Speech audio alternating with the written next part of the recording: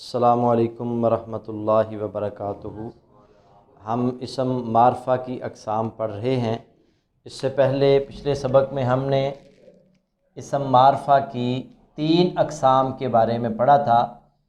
اسم معرفہ کی 5 مشہور اقسام ہیں: معرف باللام، اسم علم، اسم اشارہ، اسم موصول اور اسم ضمیر۔ ہم معرف باللام، اسم علم اور اسم اشارہ کے بارے میں پڑھ چکے ہیں۔ آج ہم پڑھیں گے اسم موصول اور اسم ضمیر۔ اسم موصول کہتے ہیں ایسا اسم ہے جو 2 نامکمل جملوں کو ملانے کے لیے استعمال ہوتا ہے۔ جیسا آپ اس کو اس طرح سمجھ لیں، ایک جملہ ہے وہ آیا ہے، وہ آیا ہے۔ دوسرا جملہ ہے کل بھی آیا تھا، وہ آیا ہے جو کل بھی آیا تھا۔ وہ آیا ہے ایک جملہ، اور ان دونوں جملوں کو ملانے کے لیے درمیان میں یہ جو ہے نا، اس نے ان دونوں جملوں کو ملا دیا ہے۔ وہ آیا ہے جو کل بھی آیا تھا، تو یہ جو ہے اسے اسم موصول کہتے ہیں۔ اردو میں جو، جنہوں نے، جس نے، جن سے وغیرہ الفاظ استعمال ہوتے ہیں۔ عربی زبان میں 7 الفاظ ہیں جو 2 نامکمل جملوں کو ملانے کے لیے استعمال ہوتے ہیں، اور وہ ہیں جی الذی۔ الذی جو ہے یہ واحد مذکر کے لیے لفظ استعمال ہوتا ہے، اور اس کا معنی ہوتا ہے جو یا جس نے یا جس سے وغیرہ۔ الذی یہ واحد مذکر کے لیے لفظ استعمال ہوگا، اس کا معنی ہوگا جو یا جس نے یا جس سے۔ اور اللذانی یہ تثنیہ مذکر کے لیے یہ لفظ استعمال ہوتا ہے، تثنیہ مذکر کے لیے، اور اس کا معنی جن 2 نے، جن 2 سے، یا جو۔ الذی واحد مذکر کے لیے، اللذانی تثنیہ مذکر کے لیے، اور الذین،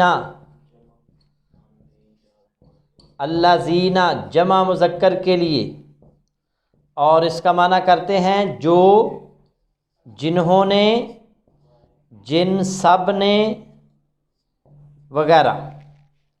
تو یہ 3 لفظ ہیں جو مذکر کے لیے استعمال ہوتے ہیں: الذی واحد مذکر کے لیے، اللذانی تثنیہ مذکر کے لیے، الذین جمع مذکر کے لیے۔ اور پہلے 3 لفظ جو ہیں یہ مذکر کے لیے استعمال ہوں گے، اور اگلے جو الفاظ ہیں وہ مؤنث کے لیے استعمال ہوتے ہیں۔ اللاتی یہ واحد مؤنث کے لیے یہ لفظ استعمال ہوتا ہے، اللاتی۔ الذی اور اللاتی کا معنی ایک ہی ہے، مگر یہ واحد مذکر کے لیے اور یہ واحد مؤنث کے لیے لفظ استعمال ہوتا ہے۔ معنی وہی ہے جو، جس نے،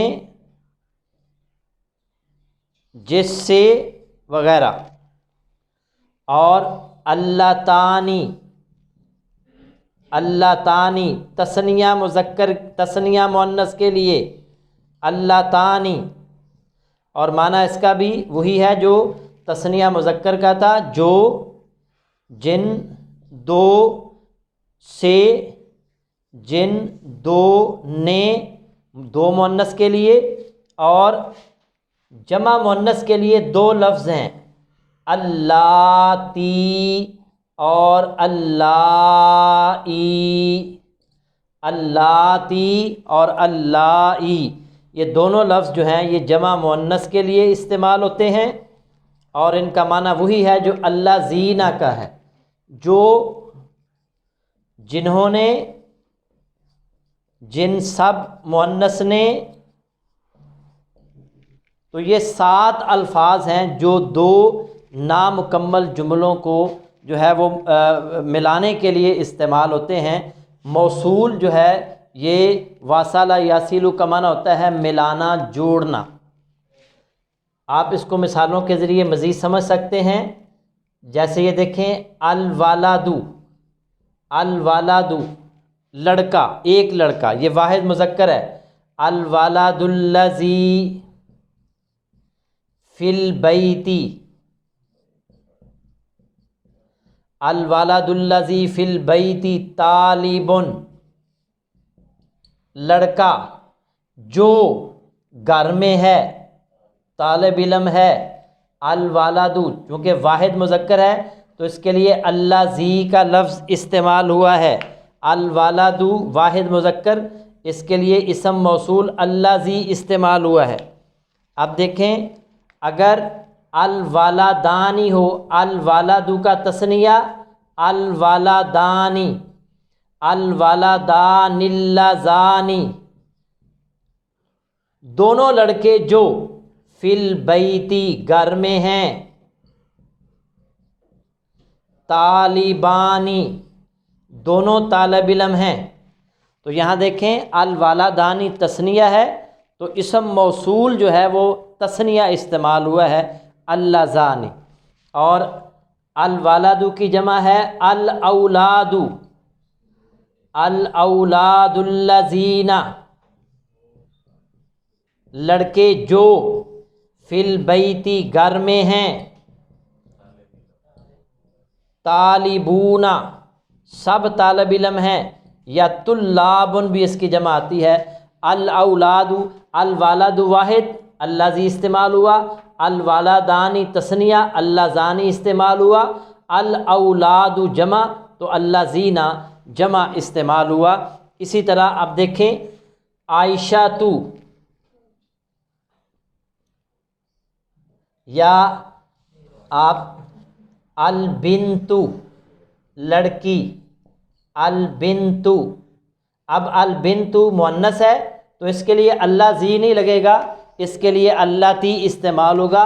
البنت اللاتی لڑکی جو فی المسجد مسجد میں ہے، طالباتن وہ طالب علم ہے، وہ طالبہ ہے، البنت، اور البنت کی تثنیہ کیا ہوگی؟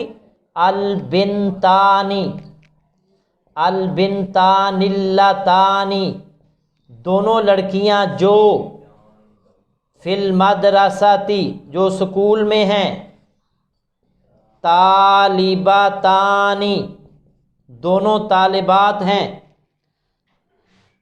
البنات بنتن کی جمع بناتن، البنات، البنات جمع۔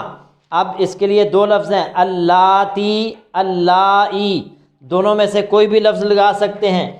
البنات اللاتی فی المدرستی،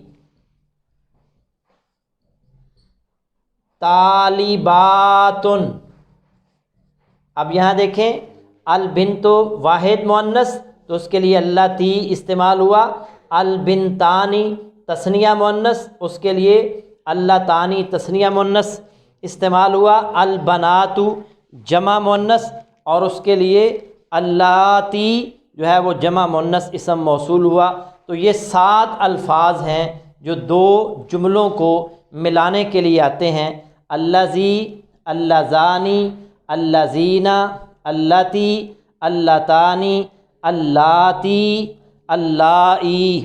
میرے پیچھے پیچھے پڑھیں، الذی، اللذانی، اللذین، اللاتی، اللتانی، اللاتی، اللائی۔ یہ اسم معرفہ کی چوتھی قسم ہم نے پڑھی ہے، اسم موصول، اور اس کے بعد 5ویں اور آخری قسم ہے اسم ضمیر۔ یہ بھی آج ہم इस सबक को मुकम्मल करेंगे। इसम मारफा की 5वीं किस्म जो है वो है इसम ज़मीर। अंग्रेज़ी में कहते हैं प्रोनाउन। ऐसा लफ्ज़ जो किसी इसम की जगह पर इस्तेमाल हो वो इसम ज़मीर कहलाता है। ऐसा लफ्ज़ जो किसी इसम की जगह पर इस्तेमाल हो उसे इसम ज़मीर कहते हैं, अंग्रेज़ी में प्रोनाउन कहते हैं। जैसे कि देखें, खालिद मेरा दोस्त है, वो नमाज पढ़ता है, उसका कारोबार बहुत अच्छा है। अब यहाँ देखें कि खालिद ये इसम है, अब इसकी जगह पर मैंने लगाया वो और उसका। अब ये जो वो और उसका है ये खालिद की जगह पर इस्तेमाल हुआ है, इसे अंग्रेज़ी में प्रोनाउन कहेंगे और अरबी में इसे इसम ज़मीर कहते हैं। उर्दू में भी इसम ज़मीर ऐसा लफ्ज़ जो किसी इसम की जगह पर इस्तेमाल हो उसे इसम ज़मीर कहते हैं। और ये भी मारफा, देखें खालिदुन मारफा है तो इसकी जगह पर भी जो लफ्ज़ इस्तेमाल होगा वो भी मारफा होगा। और इसम ज़मीर का आगे बाकायदा सबक होगा, वो इंशाअल्लाह जब वहाँ जाएंगे तो हम इसको मुकम्मल तफसील के साथ पढ़ेंगे। चंद एक ज़मायर मैं आपके सामने रखता हूँ। होवा का माना होता है वो एक मुज़क्कर, वाहिद मुज़क्कर की जगह होवा इस्तेमाल होता है, जैसे अंग्रेज़ी में ही है।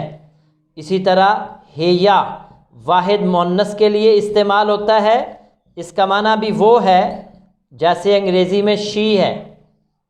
इसी तरह आना, आना मैं एक मुज़क्कर,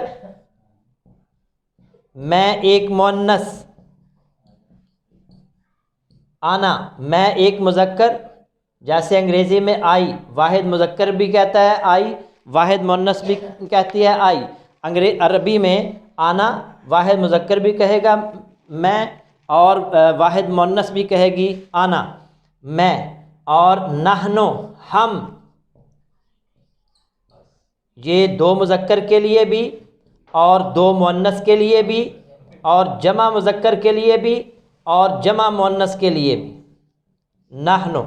और इसी तरह और भी अल्फाज हैं, वो जब हम इसम ज़मीर का सबक पढ़ेंगे तो उसमें इसकी तफसीलात इंशाअल्लाह आपके सामने रखी जाएंगी। इस सबक में सिर्फ आपने इतना समझना है कि ऐसा लफ्ज़ जो किसी इसम की जगह पर इस्तेमाल हो उसे इसम ज़मीर कहते हैं, और वो भी मारफा होता है क्योंकि खालिद मारफा है तो इसकी जगह पर जो लफ्ज़ इस्तेमाल होगा वो भी मारफा होगा।